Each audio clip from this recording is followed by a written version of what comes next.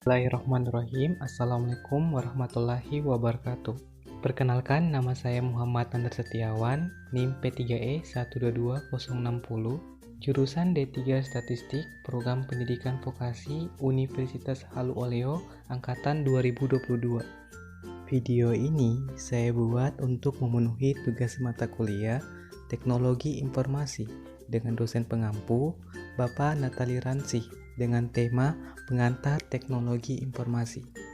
Nah, yang pertama, kita harus mengetahui pengertian dari teknologi informasi itu sendiri.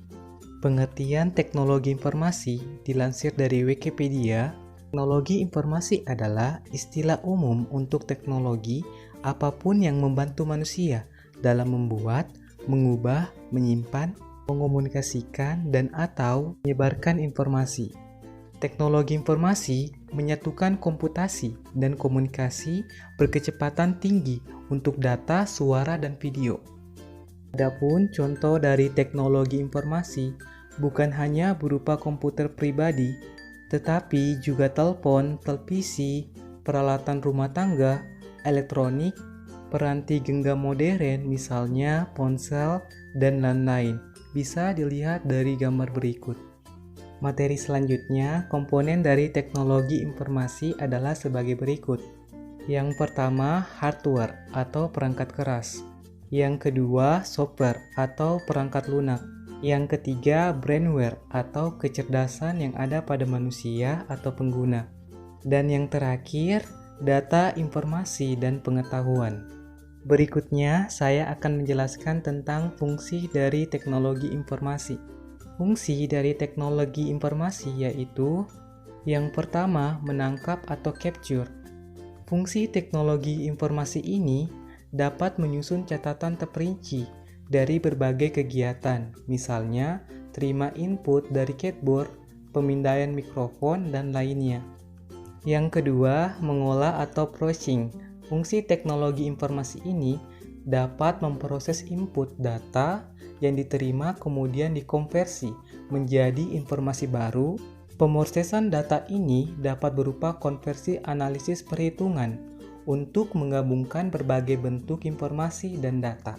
Yang ketiga, menghasilkan atau generatif. Fungsi teknologi informasi ini akan menghasilkan atau mengatur informasi dalam bentuk yang bermanfaat, misalnya grafik, tabel, perhitungan, dan lain-lain. Yang keempat, penyimpanan atau storage. Fungsi teknologi informasi ini dapat menyimpan informasi dan data ke media yang kemudian dapat digunakan untuk tujuan lain. Misalnya, data disimpan pada hard disk, CD, dan lainnya. Yang kelima, mencari kembali atau retrieval. Fungsi teknologi informasi ini dapat menemukan dan melacak informasi dan data yang telah disimpan jika hanya mencari data pelanggan yang belum melakukan pembayaran. Dan yang keenam, sebagai transmisi atau transmission. Fungsi teknologi informasi ini dapat mengirim data dan informasi dari satu lokasi ke lokasi lain menggunakan jaringan komputer, misalnya mengirim data penjualan ke tim lain di lokasi yang berbeda. Materi selanjutnya adalah manfaat teknologi informasi. Yang pertama, untuk pendidikan. Dengan adanya teknologi informasi, dunia pendidikan, khususnya komputer yang menjadikan siswa lebih efektif dalam belajar. Komputer ini adalah sarana yang memfasilitas kreativitas siswa. Yang kedua, untuk industri dan manufaktur. Teknologi informasi ini dapat membantu menemukan produk yang akan dikirim ke suatu industri dan dapat mengontrol mesin produksi dengan akurasi yang baik. Dan yang ketiga, untuk bisnis dan laron. Dengan teknologi informasi ini dapat membantu dalam transaksi, menyimpan file lebih aman, serta sistem perbankan lebih maju.